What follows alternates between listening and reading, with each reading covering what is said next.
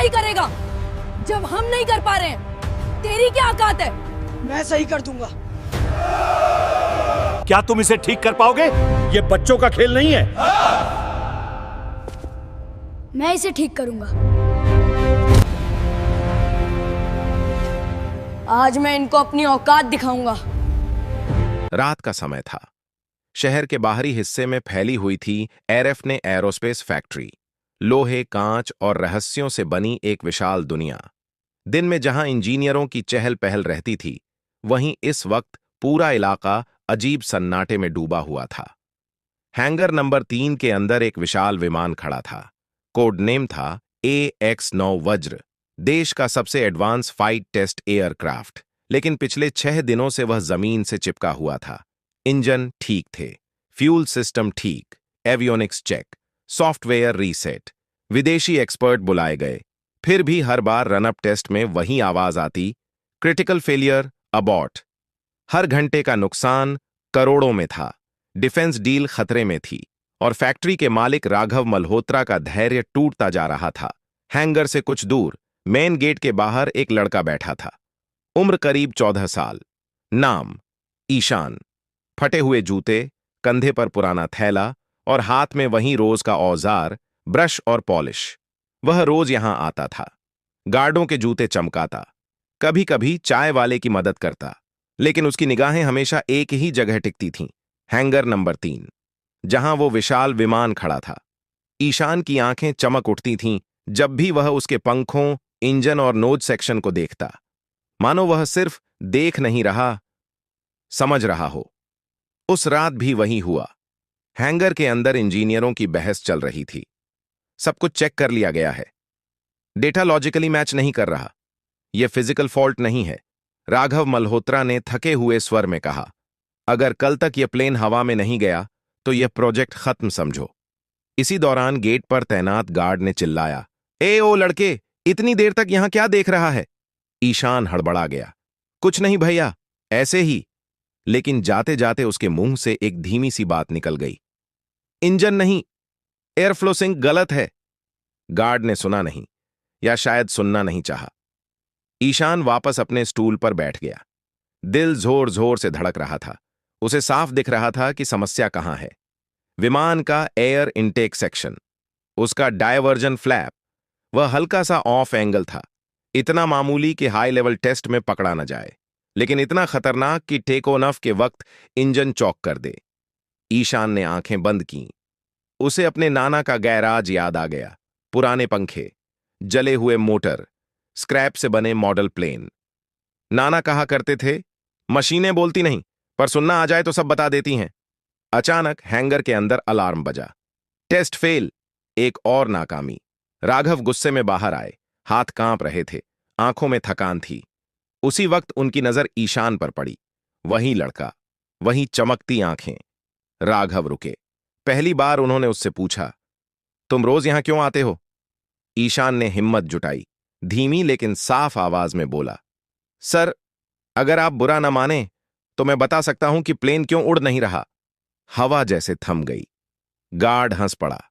पास खड़े लोग मुस्कुराने लगे। जूते पॉलिश वाला बच्चा विमान ठीक करेगा? पागल है क्या?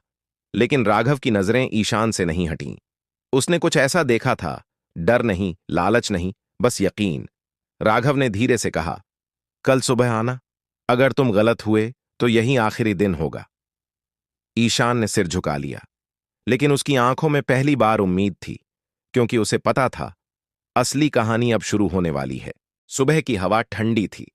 एरएफ ने एरोस्पेस फैक्ट्री के गेट पर आज कुछ अलग था।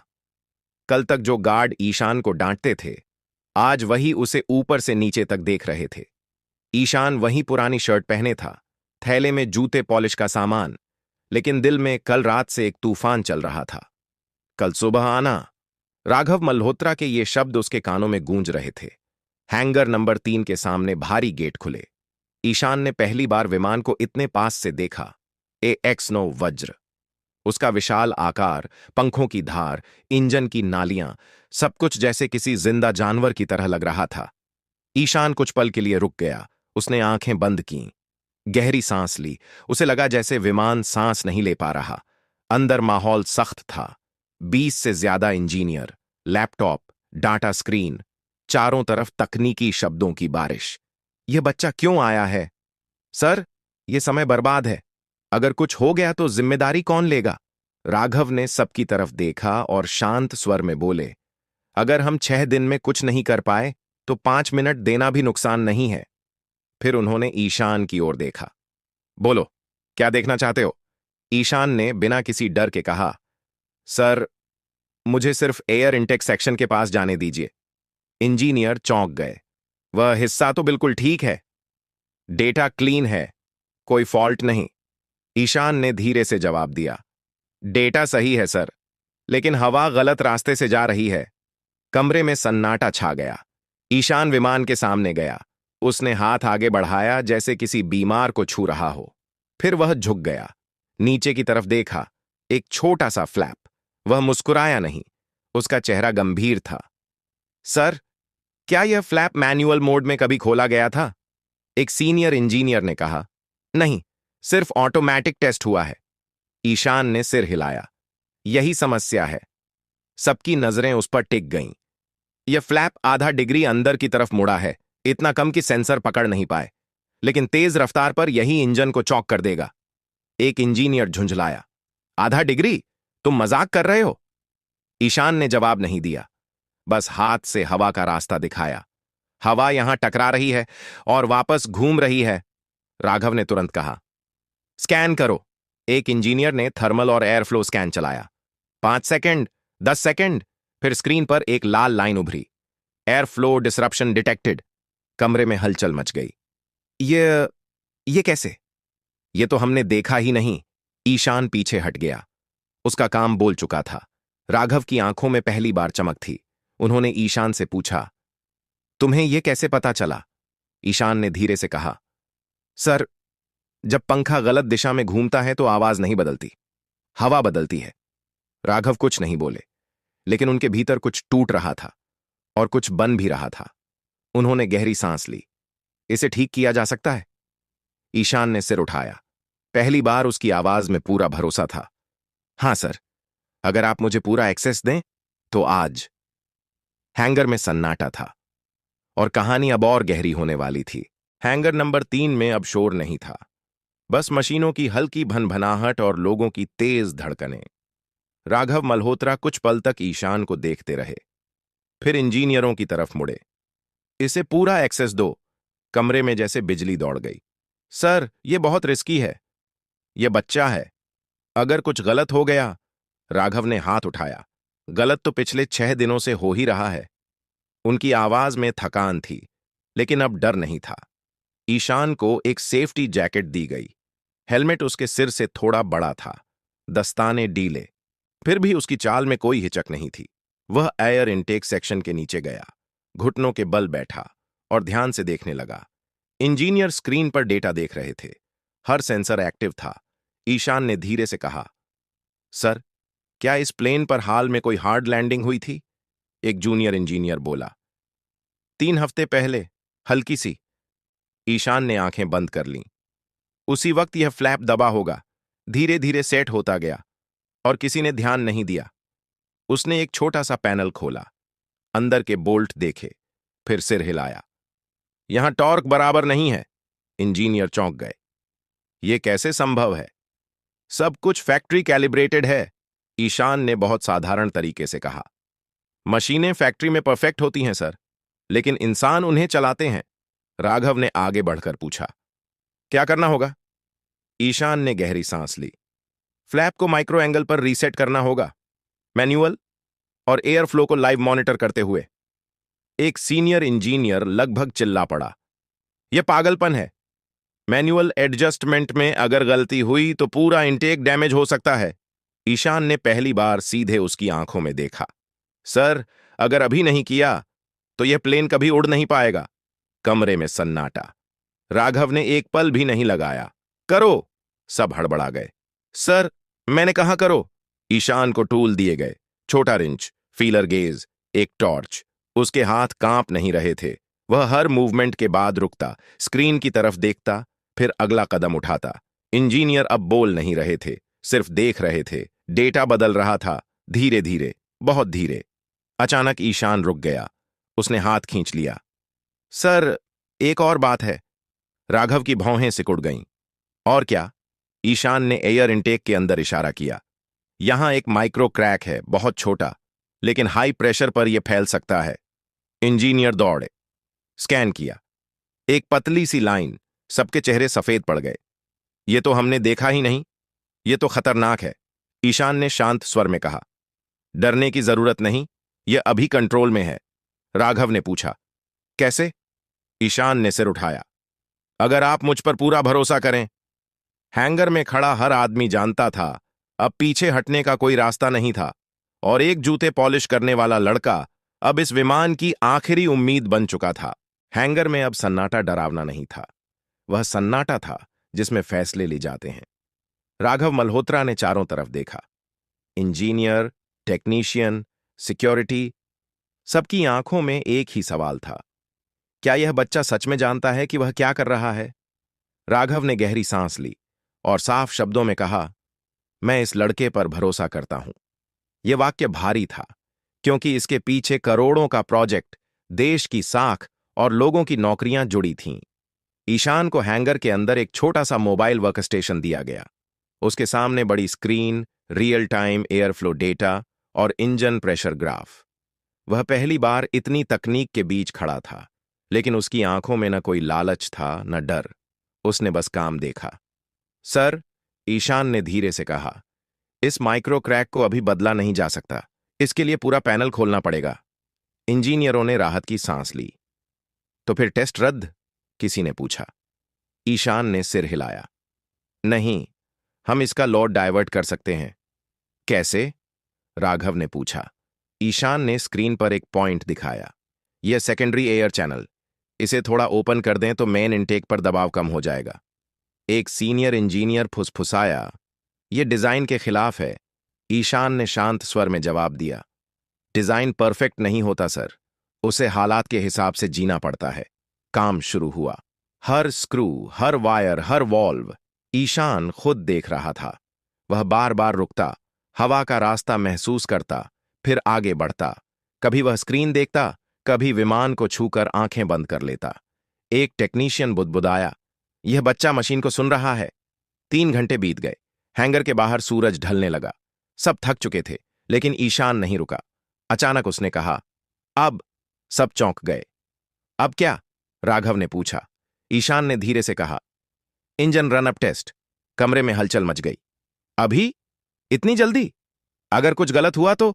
राघव ने हाथ उठाया। तैयारी करो। इंजन स्टार्ट बटन दबाया गया। पहला सेकंड, दूसरा। इंजन की आवाज पहले से अलग थी, ज्यादा स्मूथ, ज्यादा संतुलित। 30 सेकंड। स्क्रीन पर ग्राफ स्थिर थे। 1 मिनट, कोई अलार्म नहीं। 2 मिनट, कोई एरर नहीं। हैंगर में खड़े लोगों की सांसें वापस आने लगीं। फिर ग्रीन इंडिकेटर ऑन। पूरा हैंगर तालियों से गूंज उठा। किसी की आंखों में खुशी थी, किसी की आंखों में यकीन। राघव ने धीरे से कहा, ईशान, तुमने यह कर दिखाया। ईशान ने सिर झुका लिया। सर, अभी उड़ान बाकी है। यह सुनते ही सन्नाटा लौट आया, क्योंकि सब जानते थे असली परीक्षा अब शुरू होने वाली थी, और एक जूते पॉलिश करने वाला बच्चा अब सिर्फ मशीन नहीं, अपनी किस्मत भी उड़ाने वाला था। हैंगर नंबर 3 की लाइटें अब भी जल रही थीं। रात गहरी हो चुकी थी, लेकिन किसी को घर जाने की जल्दी नहीं थी। AX-9 वज्र अब खामोशी से खड़ा था। इंजन ठंडा हो रहा था, डेटा स्टेबल था, फिर भी माहौल में एक तनाव तैर रहा था। कल सुबह पहली टेस्ट फ्लाइट। यही तय करेगा कि ईशान का भरोसा इतिहास बनेगा या एक खतरनाक गलती। राघव मल्होत्रा अपने ऑफिस में बैठे थे। टेबल पर फाइलें खुली थीं, लेकिन उनका ध्यान कागजों पर नहीं था। बार बार उनके दिमाग में वही सवाल घूम रहा था, क्या मैंने सही किया? एक बच्चा, कोई डिग्री नहीं, कोई सर्टिफिकेट नहीं, और फिर भी उसने वो देखा जो पूरी टीम नहीं देख पाई। उसी वक्त फैक्ट्री के पीछे एक छोटे से शेड में ईशान अकेला बैठा था। उसके सामने वही पुराना थैला रखा था, ब्रश, पॉलिश। वह उन्हें देख रहा था जैसे किसी पुराने दोस्त को। आज पहली बार उसने जूते नहीं चमकाए थे, और यह बात उसे थोड़ा अजीब लग रही थी। उसे अपनी मां याद आ रही थी। दवा खत्म होने वाली थी, नाना की खांसी बढ़ गई थी और घर का किराया भी बाकी था। उसने खुद से कहा, अगर कल कुछ गलत हुआ तो सब खत्म। दरवाजा खुला, राघव अंदर आए। ईशान घबरा गया, खड़ा होने लगा। बैठो, राघव ने कहा। कुछ पल खामोशी रही, फिर राघव बोले, डर लग रहा है? ईशान ने सच कहा। हाँ सर। राघव हल्का सा मुस्कुराए।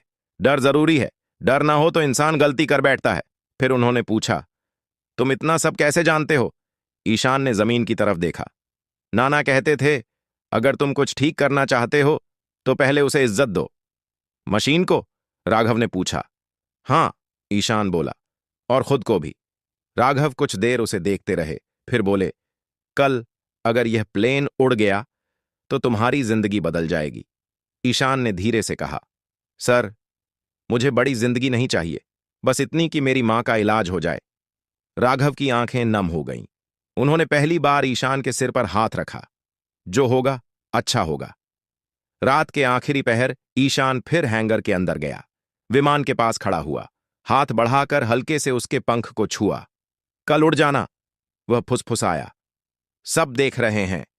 विमान खामोश था, लेकिन उस खामोशी में भरोसा था। बाहर आसमान साफ था, तारे चमक रहे थे। कल सुबह या तो इतिहास बनेगा या सब कुछ बिखर जाएगा।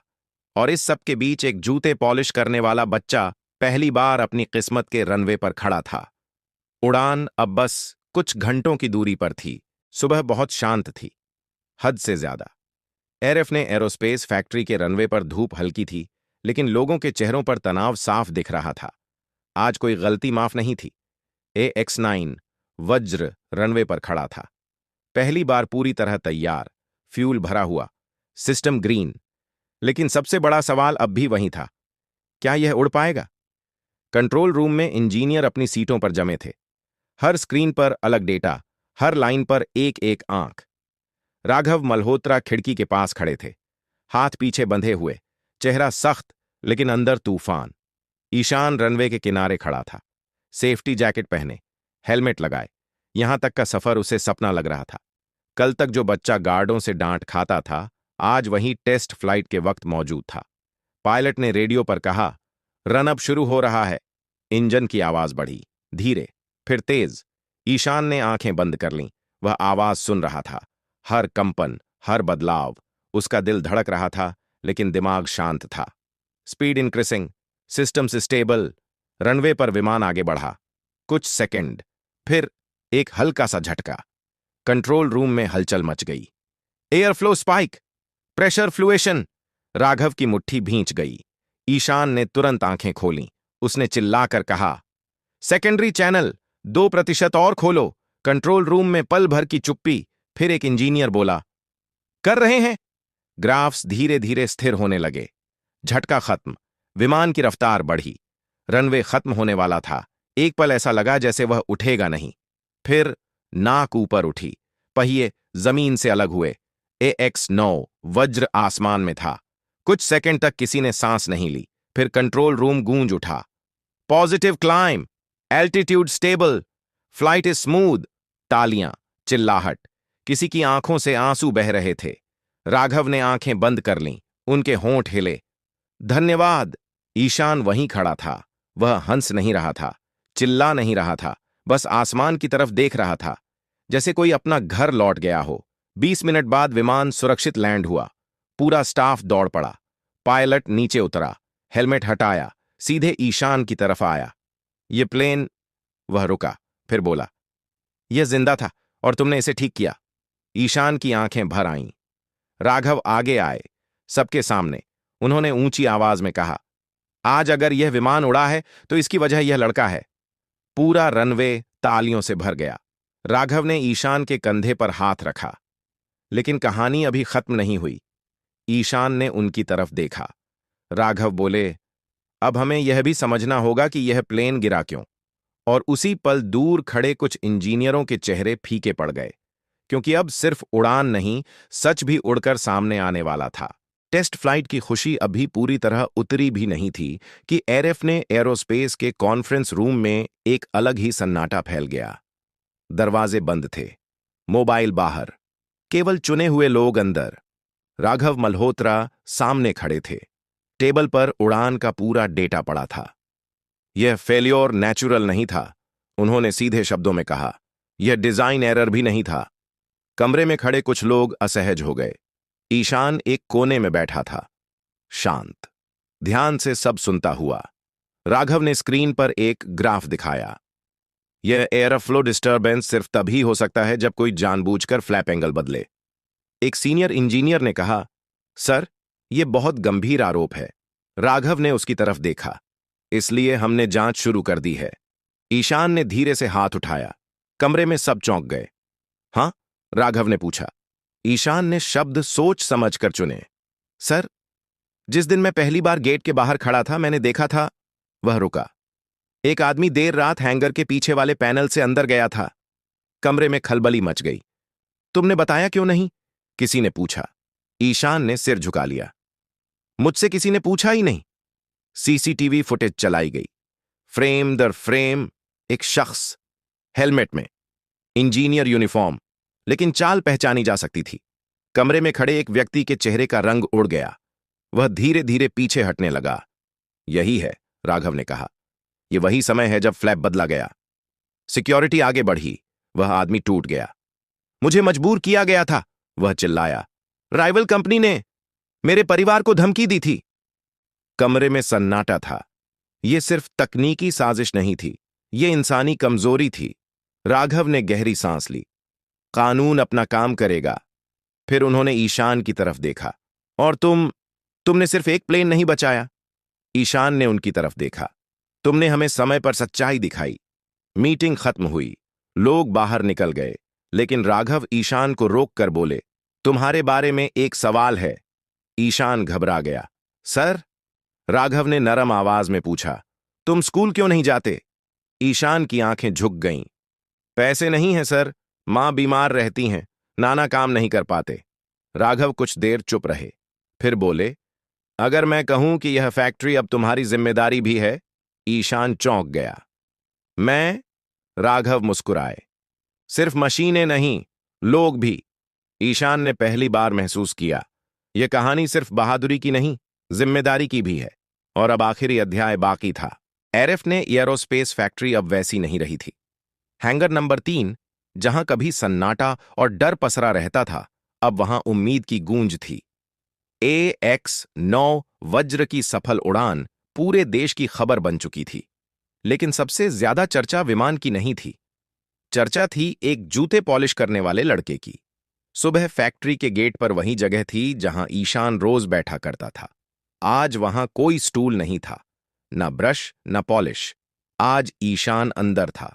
राघव मल्होत्रा ने पूरी फैक्ट्री के सामने घोषणा की, ईशान अब हमारे अप्रेंटिस टेक्निकल ऑब्जर्वर प्रोग्राम का हिस्सा होगा। कुछ लोग चौंके, कुछ मुस्कुराए, कुछ की आंखों में सवाल थे, लेकिन किसी ने विरोध नहीं किया, क्योंकि उन्होंने अपनी आंखों से देखा था कि काबिलियत उम्र नहीं देखती। ईशान की मां का इलाज शुरू हो चुका था। नाना को फैक्ट्री के मेंटेनेंस सेक्शन में सम्मान के साथ नौकरी मिली। पहली बार उनके घर में बिना डर के रात आई। ईशान अब भी वहीं था, शांत, कम बोलने वाला, लेकिन अब वह हर दिन मशीनों के बीच सीखता था। डिग्री नहीं, डर नहीं, बस सीखने की भूख। एक शाम राघव उसे हैंगर में लेकर आए। विमान वहीं खड़ा था।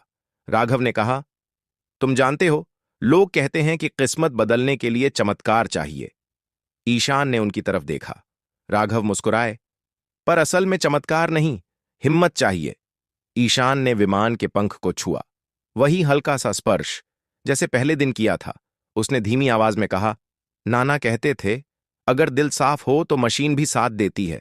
राघव ने सिर हिलाया। उस रात ईशान पहली बार बिना थकान के सोया। उसे सपना आया, एक बड़ा हैंगर, बहुत सारे विमान, और वह खुद एक दिन उन्हें बनाता हुआ।